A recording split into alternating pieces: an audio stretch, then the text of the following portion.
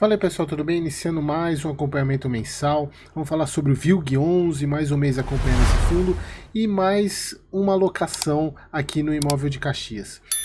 Eu até coloquei no mês passado que seria que a gente viu uma luz no fim do túnel e a redução reduziu mais um pouco a vacância no imóvel mais complicado desse fundo.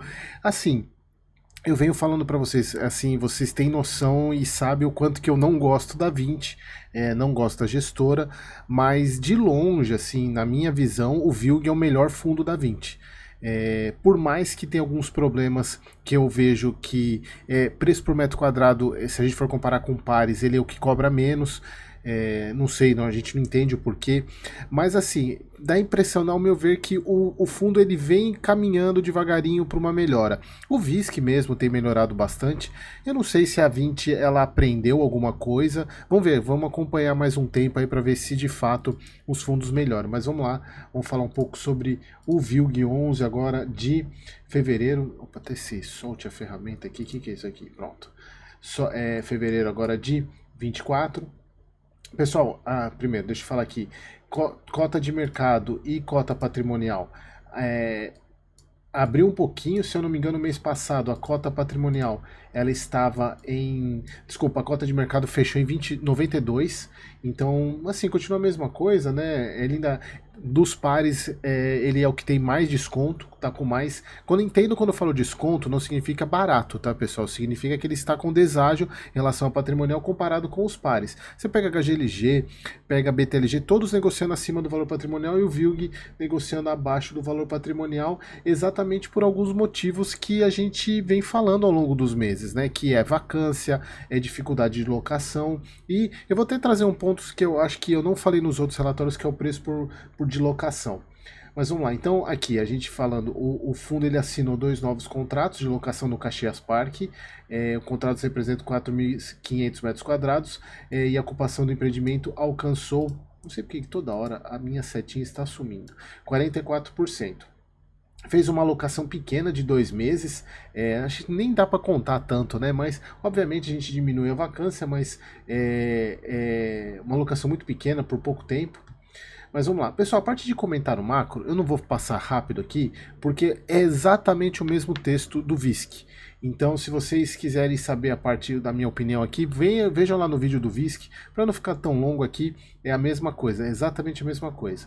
Então, vamos lá para o que de fato, de novo aconteceu nesse mês, para mim, uma boa notícia para o cotista do VILG, que foi a questão da alocação de 2 módulos novos aqui, na verdade 3 módulos, né? O 101, 102, 103 e o 104B aqui no módulo G3, né? Localizado no Duque de Caxias, contratos de locação firmados com a empresa de transportes logísticos no módulo 104B de 640 metros quadrados e no outros módulos 101 a 103 de 3.800 metros quadrados, totalizando 4.500.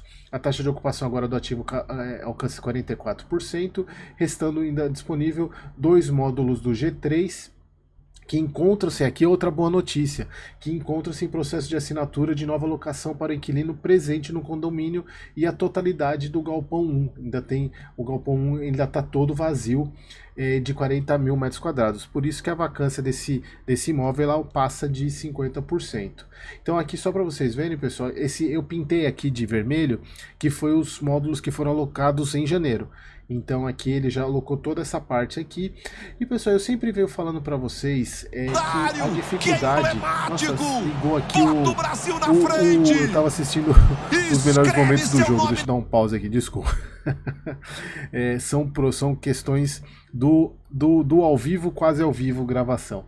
Então pessoal, aqui eu falo para vocês, a questão é a seguinte: Duque de Caxias, essa região ali perto da 040, é um lugar muito complexo, porque não sei quem é do Rio que me assiste aqui, mas se você for do Rio, se você ligar o jornal de manhã, o jornal da hora do almoço, pelo menos umas 3 vezes por semana você vai ver notícia de roubo de carga. Deu uma diminuída e talvez seja até por isso que esses módulos estão sendo locados. Faz tempo até que eu não vejo notícia de roubo de carga, mas assim, o ano passado foi terrível. Era um roubo, todo dia noticiado roubo de carga.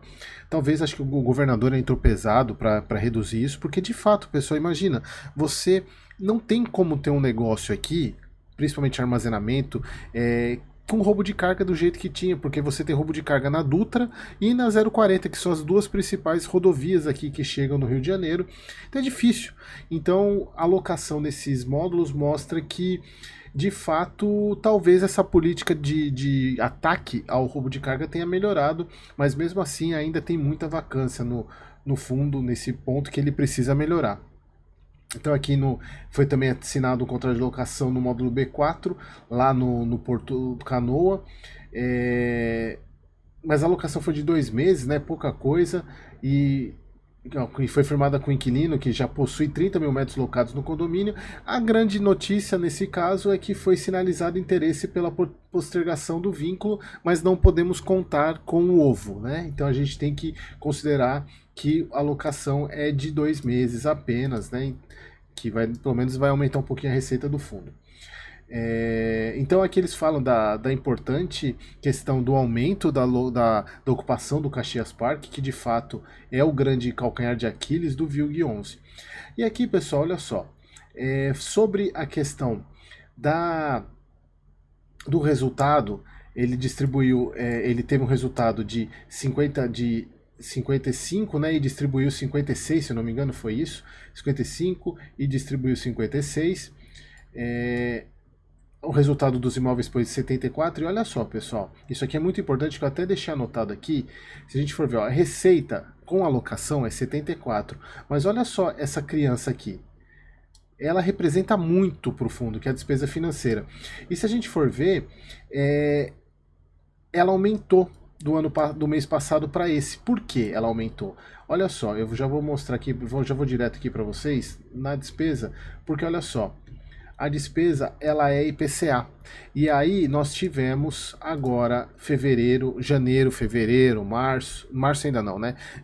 Dezembro, janeiro, fevereiro o IPCA veio 0,8. Então ele já não tem taxas muito baixas, se a gente for pegar. Ele não tem taxas muito baixas. Essa aqui é 7,5, essa daqui 6,5, então o fundo ele não tem taxas baixas. E com o IPCA aumentando, obviamente que a despesa financeira aumenta também. A gente está falando aqui de praticamente 200 mil reais. E olha só quanto que isso representa, 12 centavos na cota.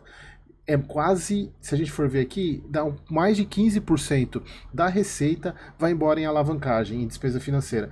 Então, o fundo ele precisa resolver esse ponto, porque não basta somente melhorar a vacância, ele precisa reduzir a despesa financeira. E aí fez com que ele pagasse 56 centavos, usou um pouquinho da reserva, que na verdade ele só tem 2 centavos, mas um ponto que eu venho falando desde a primeira análise que eu trago para vocês. Isso aqui já era para ter acontecido aqui. Já era para ter acontecido nesse momento. Ele fez distribuir 70 centavos e começou a usar reserva desde aqui. Ele já podia ter começado a pagar menos aqui. Não, ele manteve para a cota não cair tanto, só que chega um momento que fica insustentável isso. E aí, de fato, foi ladeira abaixo, como eu já tinha falado para vocês que ia acontecer. Ele tem que pagar menos, porque senão não vai ter como, porque já não tem mais reserva. Então, pessoal, é o seguinte, na minha visão, não tem como ele resolver essa situação se ou ele reduzir a vacância, porque de fato a vacância a gente está falando. Eu já volto lá na parte de distribuição. Nós estamos falando de uma vacância de 11%, né? Aqui, ó, de 11% mais ou menos. Ele está com 89% de ocupação. Mas a questão é a seguinte: se a gente for comparar, não é tão alta comparado com outros pares. O problema todo é que, além da vacância, ele cobra menos por metro quadrado do que os pares. Então, se a gente descer aqui e pegar, ele até coloca aqui, e eles deixam explicar, nítido aqui, ó, receita média por aluguel. Eles cobram 8 centavos a menos do que os pares. Enquanto o mercado cobra R$ 21,90 por metro quadrado, nós estamos falando aqui de 21,1. E aí, pessoal, se vocês forem ver, eu precisava pegar que média que eles estão fazendo aqui, porque é só vocês pegarem, por exemplo, o HSLG é R$ 26,00 o metro quadrado, o HGLG, se eu não me engano, está nessa ordem também. Então, ele coloca essa informação aqui, mas o que vale para a gente é esses 21. Então ele cobra, além de ter a vacância, que é de 11%, ele está cobrando menos do que o mercado. Então, a gente precisa entender o porquê que a gestão, a 20, está fazendo, não está reajustando esses valores. Obviamente que a localização dos imóveis importa muito, né? Não são tão bem localizados quanto a grande parte dos pares, mas mesmo assim está muito abaixo do mercado. Quais são esses preços e por que ele está negociando assim? Então, isso é importante. Aqui a parte de guidance deles, né, da estimativa de receita, de dividendo, eles reduziram de fato, porque não tinha como manter. Veja só, tem a escadinha. Isso aqui leva a pancada. Aqui a gente teve a questão lá da Tokstok, né, do problema da Tokstok. E aqui a gente vê nitidamente que, assim, eu acredito que nesse guidance aqui, ele se mantenha com a situação que ele está hoje. Então acho que ele já chegou num ponto que basicamente ele vai distribuir aquilo que ele receber. Se a gente olhar até pelo próprio desempenho do fundo, ele está gerando 55. Então ele não tem mais, a não ser, ele vai ter 2 meses só que ele vai poder distribuir 56.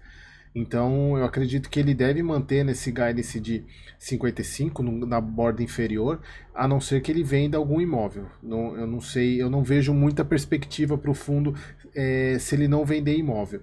E também o outro ponto que é um fator de preocupação para o fundo, além da alavancagem, que a gente já falou aqui, mostrou para vocês, que é um valor pesadíssimo, né? E comparado com o patrimônio e as taxas, né? Ele precisaria resolver essas taxas. E tem essa questão aqui que eu falo para vocês. Embora no fluxo de pagamento, a parte azul escura aqui é a amortização que ele pode pagar com caixa. Se a gente for pegar, ele tem hoje 19 mil em disponibilidade e 35 mil em fundo imobiliário, que ele pode vender e realizar esse lucro para poder pagar. Ele teria aqui, pelo menos 2024 e 2025, tranquilamente, para poder, sem precisar vender imóvel ou fazer emissão para poder pagar. E o que me preocupa no caso do VILG é essa parte aqui amarela, despesa financeira, porque com o IPCA aumentando, isso aqui vai aumentar. Então a gente não. Isso aqui é o retrato atual, não é o retrato. Porque com o IPCA aumentando, isso daqui vai aumentar também. Então é outro ponto que pode prejudicar o fundo que a gente tem que ficar atento. E por fim, pessoal, o que eu quero trazer para vocês é isso aqui que ainda é o outro grande preocupante, que é Tokstok. Né? Ainda tem 15% da receita do fundo, é Tokstok. A Tokstok parece que melhorou um pouco a situação dela, mas ainda é uma situação complicada, e se a gente for ver é 15% da receita do fundo, né? Então a gente tem que ficar atento sobre isso. Bom, pessoal, era isso que eu queria trazer para vocês. Então vamos continuar acompanhando, vamos ver se de fato, vamos ver se as boas notícias continuam, ele continua alugando esse imóvel. Se ele conseguir alugar mais esse imóvel, talvez o recorrente dele aumente, ele possa fazer um pouco mais de reserva, mas a gente tem que acompanhar, tá bom? Espero vocês no próximo vídeo.